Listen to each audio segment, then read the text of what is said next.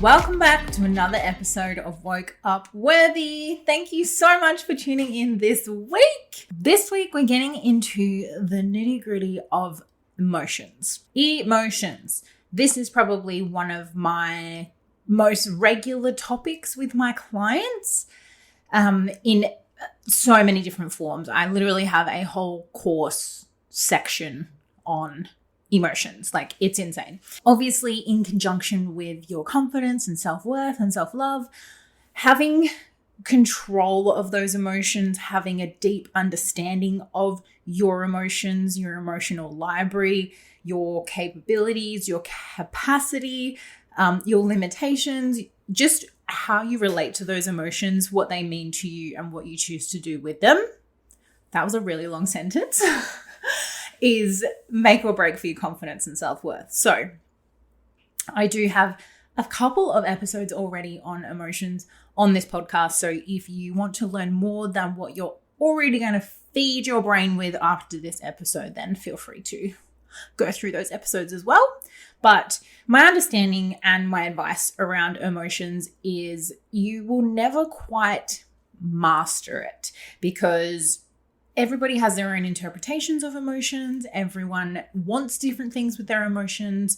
And at the end of the fucking day, we're all human beings. And I think emotions are part of us for a reason. And that's what I teach in terms of your understanding of emotions and what they're actually there for. So, for example, I have had a few clients that I've had calls with that will ring me and say, how do I stop feeling angry? And I say, why do you want to stop feeling angry? Angry is a fantastic emotion. If I take away the understanding that there are negative emotions and positive emotions and start looking at your emotions in specific scenarios or specific moments or opportunities, try to reframe your outlook on those emotions in that moment. Is this emotion helpful to me right now, or is it not helpful? Not negative or positive, because there's definitely, we obviously characterize quote unquote negative emotions such as anger, sadness, guilt, fear, things like that. We go, oh, that's a negative emotion. And because we label it negative, it's our automatic reaction to go to feel some sort of guilt or try to avoid feeling those emotions, when I encourage you not to eliminate any emotions in your vocabulary or your emotional library, as we call it. Rather than eliminating these powerful, in some cases, emotions, we're going to change your outlook on them. For example, I'm a sucker for a good example. The feeling of anger.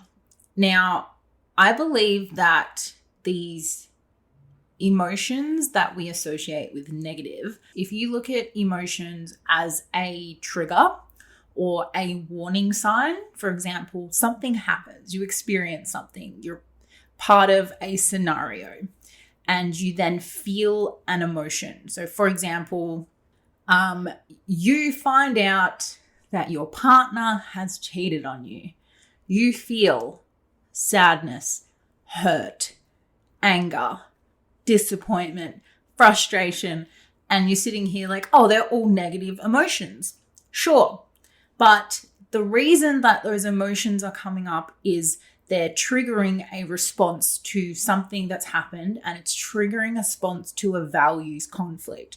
So you might value honesty, you might value trust, you might value love, connection, and someone cheating on you is going against all of those values and what you believe in and what you idolize in a relationship for yourself. So the emotion is a response to something that's happened that just doesn't sit right with you.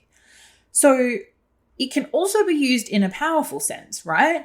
If you felt anger enough or you felt sadness enough, then those emotions are supposed to propel you or encourage you or motivate you to make decisions based on what's happened. Now, at a surface level, this is what's supposed to happen, but we don't, because we're humans who think with our heart rather than our head is we feel sadness for so long, or we feel so much anger at this betrayal. How dare you cheat on me? I'm breaking up with you. It's supposed to motivate you toward a decision, to a more positive outlook, right? Or a more positive outcome. So we're supposed to be intuitive to those emotions. I always say this, something to follow, a rule of thumb, as you will, with my clients. Something happens, right? You go, what happened? What does it mean to me? And what am I going to do about it? So the second part, what does it mean to me? That's where you would explore what emotions have come up. What reaction have I had for this? On a positive side, if you get promoted at work, you feel a sense of happiness, joy, fulfillment, positive emotions that mean something is in alignment. Something's happened that you're happy about.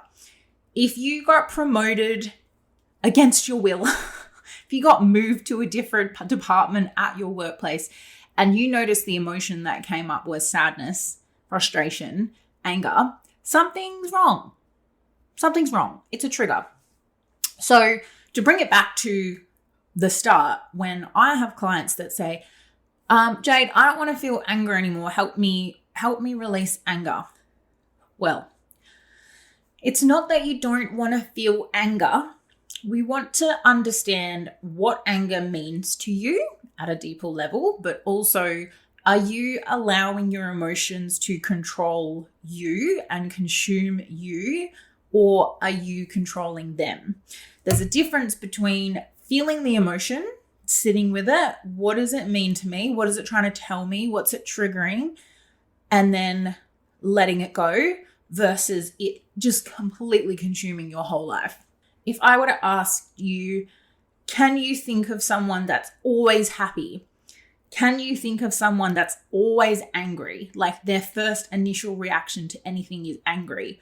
You feel like you're walking on eggshells because they'll just fucking set off at any point in time. If I were to ask you to think about those people, you have someone in your head, right?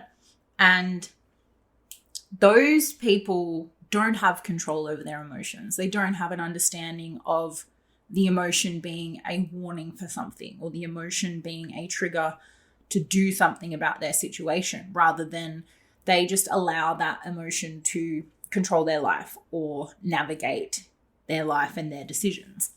We can take this in another direction, and a second part to understanding your emotions is if you do not feel them or understand them, you begin to suppress them. So for people that go, oh, I just don't cry, or I don't like crying, or I don't like feeling anything, I don't like feeling angry, that there's a certain point where you go, okay, you're controlling your environment, which is fine, but also like it's okay to feel those emotions. Same with the clients that are like, I don't want to feel angry anymore. Well, you do. Like anger's great.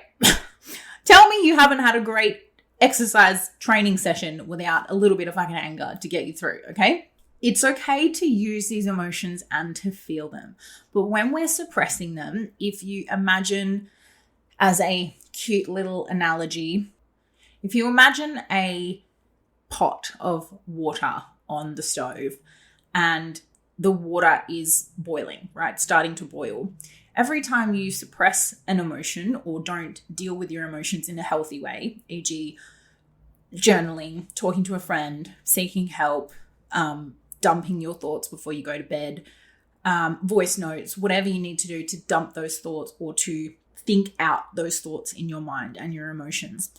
The more that you suppress them, the water gets hotter and hotter and hotter. The pot obviously has a lid on it until one day you get to boiling point and the lid flies off. It explodes. The water pressure is too much under that lid and it explodes. That's why people have nervous breakdowns. That's why people get to the point in their life where it just stays at that boiling tipping point. So someone might drop a spoon and all fucking hell breaks loose, or they stub their toe and it's the end of the fucking earth. They're punching things. Someone makes a comment where normally you'd be able to be like, all right, I'll let that one slide, but you go to jail. Like, you live in this constant state of pressure cooker where you are on edge constantly. People are walking on eggshells around you because you're a ticking time bomb. You need to have healthy outlets. So the part of it of I need to have awareness of my emotional range. I need to understand what those emotions mean to me.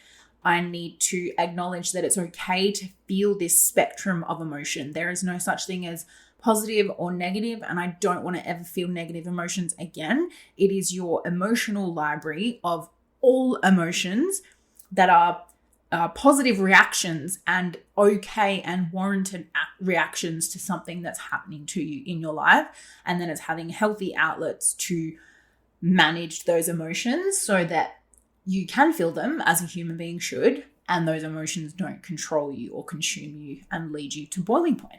At a deeper level, talking about the emotional spectrum or your emotional range, there will be deeper emotions at play that are often linked to trauma or just something very heavy or impactful that's happened in your life. So emotions like fear, shame, self-doubt, things like that, if they're not dealt with correctly, and obviously we can do surface level things, but 9 times out of 10, that looks like professional help, seeing a coach, doing a program, a lot of NLP breakthrough techniques, which is what I do with my clients, to really uncover that surface level emotion.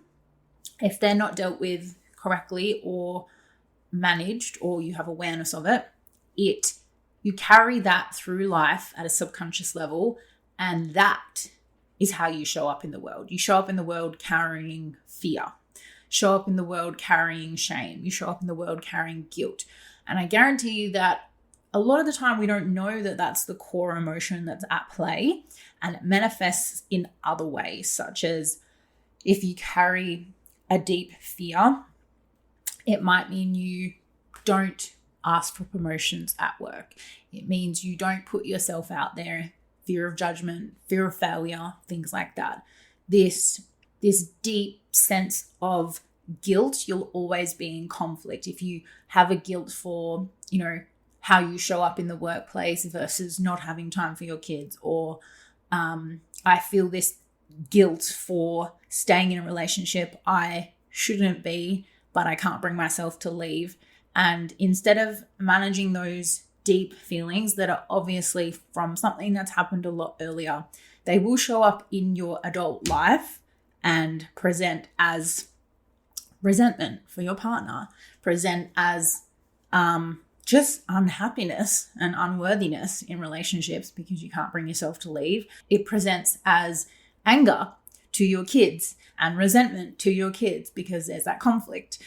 Because you're carrying that guilt. It looks and manifests in so many different ways, and I can roll off 100 scenarios off my tongue just from speaking to my clients. So these deep emotions that we carry that are connected to something that's happened to us in the past are now sabotaging your current state of mind, your current abilities, your current outlook on the world and how you show up and what decisions you make, because they were not dealt with in an appropriate way or at all.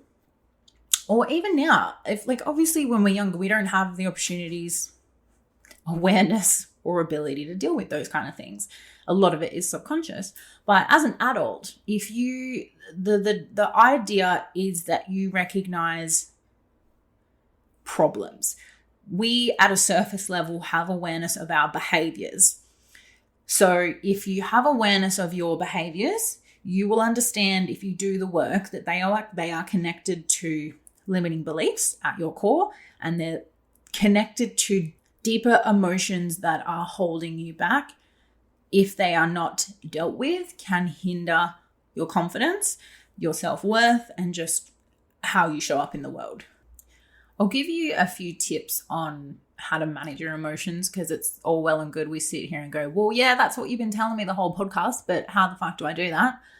I mentioned a few earlier in terms of journaling, like you can do it at the end of the day, you can set a time aside during the day for it, whether that's writing or I don't like writing. I feel like my thoughts happen too quickly for me to write my hand to keep up with my thoughts. So I voice note, just literally the voice note app on my phone, and just word vomit.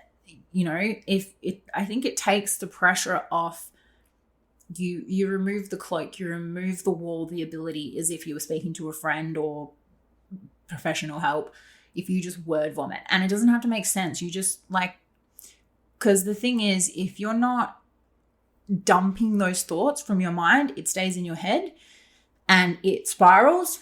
You think of every worst possible story to happen, every worst case scenario. You get angry and upset about things that haven't even happened. You've just made them up in your head. So you spiral and it consumes you. This is what I'm talking about. You need to have an outlet for those thoughts. So keeping that structure of questions in mind, what's happened, what does it mean to me, and what am I going to do about it? So you could dump your thoughts if something happens in the moment, something that day, or you could create a really successful, positive habit where you dump your thoughts at the end of every day. It can also be an opportunity for you to practice gratitude and positive reflection from that day. What did you learn? What are you grateful about? What are you happy about? Things like that. But especially for those challenging moments that you had that day and you need to release something, having things in place is healthy. And you could literally set your phone up and talk to yourself on camera. There's different avenues of doing things. It could be a typed journal if you don't want to write. Some people paint. Some people, if you feel like moving your body helps as well, go for a walk, call a friend. As long as what you're doing, you're letting the thoughts out. So if you're going for a walk, call someone. If you're going for a walk, talk to yourself. You want to dump those thoughts. We don't want to carry them and for them to sit and stew in that boiling pot of water. But yeah, I leave you with the takeaway that really challenge your perspective of your emotions. Are they serving you? The current emotions that you're holding on to, are they serving you? Or are they hindering your life experience and your self-worth and confidence in particular? So have a little thought. I always encourage my clients to keep a little emotional diary. What emotions did you feel today? What emotions did you feel this week? And you'll obviously notice a pattern. Like, what are your top go-to emotions? Again, warranted. If something shit happened, you're allowed to be pissed off. But if not a lot is happening and you felt angry all week or you felt sad all week, that's normally a indication that something's not right. So this is your mind fucking screaming at you going, hey, not cool with something that's going on here. Like, listen, let's talk about it. If you and your mind are two different people, like, let's talk about it. Why do you feel so sad? Mind, what's going on? Why did this scenario upset you so much? I'm so glad you asked, Jade. It really shook off my boundary. I tell you, oh, really? I didn't realize we had a boundary. Exactly. This is me trying to tell you that person pissed me off because we actually value this. I'm not sure if you're aware, but we do. And you forgot. This is my way of reminding you. We're pissed off at that person now, and now we're going to stew on it all week. I don't know where that skit just came from. But you understand, like, think of your mind as your best friend. It is trying to tell you something. So really pay attention. I'll always share with you guys. If you go on my Instagram page right now, most of the posts are about awareness. You need to be aware of what your mind is trying to tell you. If you and your mind can be best friends, really get in touch with what it's trying to tell you, you will feel way more in control of your emotions. Way more in control. For example, another example, I had a client, this is the same one that said, I don't want to feel anger anymore. And I said, okay, talk me through what happened. Step by step, this happened and I got really angry. And I said, okay, what's wrong with that? What's the problem? Well, I don't want to get angry. Okay, is what happened, do you feel like that was okay? No. Okay. Did that upset you? Yeah. Okay, so is the emotion warranted? Yes. So what's the problem? I don't want to get as angry as I did. Okay. That's okay. So this is where we teach behavioral techniques or just tools in your little toolkit to go, okay, what's happening? What does it mean to me? What am I going to do about it? Now, in saying that, I'm 32 years old this week and I still don't have emotional fucking mastery, okay? I'm a human being. My partner does something to piss me off and I'm pissed off. Might get a little snappy, depending on the time of the month. Might have a little yell here and there, but you know what? The ability to sit and reflect and take ownership on, hey, probably shouldn't have raised my voice. I'm sorry. Probably shouldn't have thrown a spoon at you. Just kidding. I don't throw spoons. I throw forks. Kidding. What was I saying? It's like the more tools you have, you would rather have the knowledge, the wisdom, and the tools to better manage your emotions than to not have them at all. And the more you learn about your emotions, they are not going to go away. You are not going to be a emotionless sack of potatoes, okay? You are human. We feel emotions for a reason. That's what I'm trying to drill into your head. Emotions are there for a reason. What are they trying to tell you? And the second part of that is managing those emotions. The more you do it, the better you get at it. Same with any other skill. Your mindset and your emotions and managing them are a skill. So we got to practice. And the first step to doing that is having awareness. I've drilled this in too much now. Awareness, awareness, awareness. So have a think. Keep a diary if you feel like it. Bring your friends. Hey, if you were to describe me with 3 emotions, well, that could get real messy. You're a bit of an asshole, Jade. A bit of a fucking asshole. Oh, sorry. You're angry all the time. I feel like you've been real sad this week. What's going on? You know, emotions spark conversations for change. Fuck, I need to write a book. Just kidding. I'm rambling now. I need to wrap this up. So, reflect on your week. That's been. Reflect on today. Just ask yourself, what's a reoccurring emotion? Is it serving you? If it's not, what's going on? What's it trying to tell you? What boundaries is it crossing? What values are in conflict? Have you got beef with someone? What is it? Just be aware of them. Say thank you to yourself. Thank you, Inside Brain Jade. Thank you. Thank you for telling me. Thank you for taking the time to have this conversation. Appreciate you. What are we going to do about it? And that's it, ladies and gentlemen. Okay, I'm going to wrap this up because I'm just dribbling shit right now. So thank you so much for tuning in this week. Make sure you hit follow wherever you're listening to this podcast so you're notified that a new episode has come out. And if you love it, if you love the shits and gigs, if you love the fucking chin wags that we're having, jump on, rate it out of 5, give it a 5 just because, you know, I might get emotional if you don't. Okay, wrap it up, Jade. Honestly, no one's listening at this point. Okay, that's it. We're done. Bye.